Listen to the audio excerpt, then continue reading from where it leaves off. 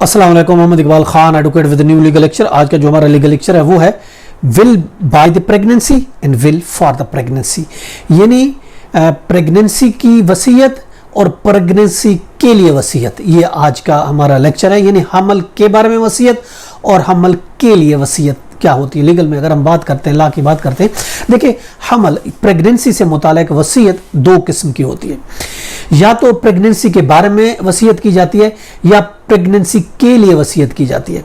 यानी प्रेगनेंसी या तो टेस्टेटर होती है या फिर प्रेगनेंसी को वसीयत दी जाती है। यानी या तो प्रेगनेंसी वसीयत करती है या प्रेगनेंसी वसीयत लेती है। दोनों सूरतों में मूसी कहा गया है, वसीयत करने वाला, और वसीयत लेने वाला कहा जाता है। जिसके हक में वसीयत की जाए उसको मूसी लाहू कहा जाता है। यानी प्रेगनेंसी या हमल या तो मूसी भी हो सकता है और मूसी लाहू भी हो सकता है। यानी टेस्टेटर भी प्रेगनेंसी हो सकती है और जिसके हक में दी जा रही है वो भी प्रेगनेंसी हो सकती है। अब हमल की जो वसीयत है बतौर वसूल करना, यानी हमल अगर वसीयत वसूल करती है, वसीयत उसके हक में, यानी प्रेगनेंसी के हक में अगर वसीयत की जाती है, अगर ये प्रेगनेंसी जो मलकियत है, अगर हमल मूसी की मलकियत है, यानी हमल अगर वसीयत करने वाले की मलकियत है तो वसीयत सही होगी।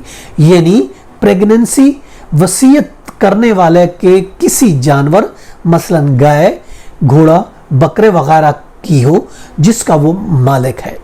यानी प्रेगनेंसी की अगर कोई चीज़ है, प्रेगनेंसी एक घोड़ा रखती है, प्रेगनेंसी एक गाय, बकरा वगैरह है जिसकी वो मालिक है प्रेगनेंसी, तो उस सूरत में वो वसीयत कर सकती है, वसीयत उसको की जा सकती है। जिंदा वजूद में आया है और उसका वसीयत के वक्त मौजूद होना वो भी ज़रूरी है।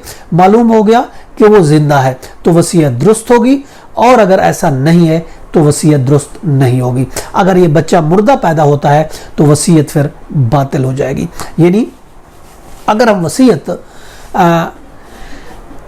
प्रेगनेंसी यानी होने वाले बच्चे के लिए अगर वसीयत की जाती है, दूसरे आम लफ्ज़ों में हम कहें पैदा होने वाले बच्चे के लिए अगर वसीयत अगर हम करते हैं, तो अगर वो बच्चा ज़िंदा पैदा होगा तो ऑफ कोर्स वो वसीयत सही होगी, अगर मुर्दा होगा तो फिर सही नहीं होगी।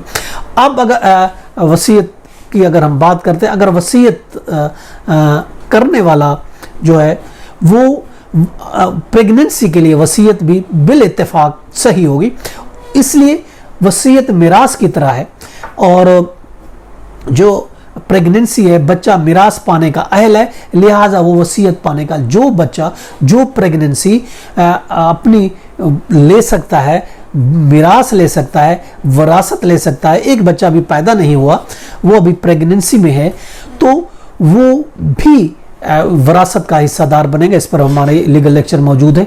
वो भी वरासत का हिस्सेदार बनेगा, उसको भी वरासत मिलेगी। और जो वरासत का हकदार है तो उसके हक में वसीयत भी की जा सकती है। वसीयत वो करने का वो बिल्कुल ऑफ कोर्स वो हकदार होगा, लिहाजा वो वसीयत पाने का भी हकदार होगा, चूंकि उसके हक में वसीयत भी, उसके हक में वरासत भी की जा सकती है। शर्त यह है कि माँ उस बच्चे को 6 महीने के अंदर अंदर जिंदा पैदा कर रहे, जो प्रेगनेंसी की कम से कम मुद्दत 6 महीने है।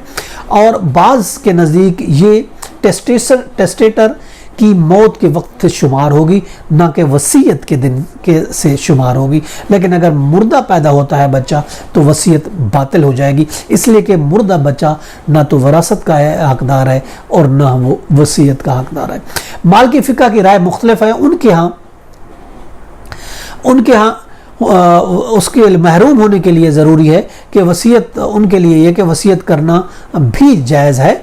उनके यहाँ उसके लिए वसीयत करना भी जायज़ है जो बाद में वजूद में आने वाला हो, चाहे वो वसीयत के वक्त मौजूद हो या ना हो, तो भी उसके हक़ में वसीयत की जा सकती है। आज हमने ये देखा क्या वसीयत कौन कर सकता है। देखिए, वसीयत प्रेगनेंसी जो है उसके नाम अगर कोई चीज़ है तो वो वसीयत कर सकता है, उसके नाम कोई प्रॉपर्टी है तो वो वसीयत कर सकता है।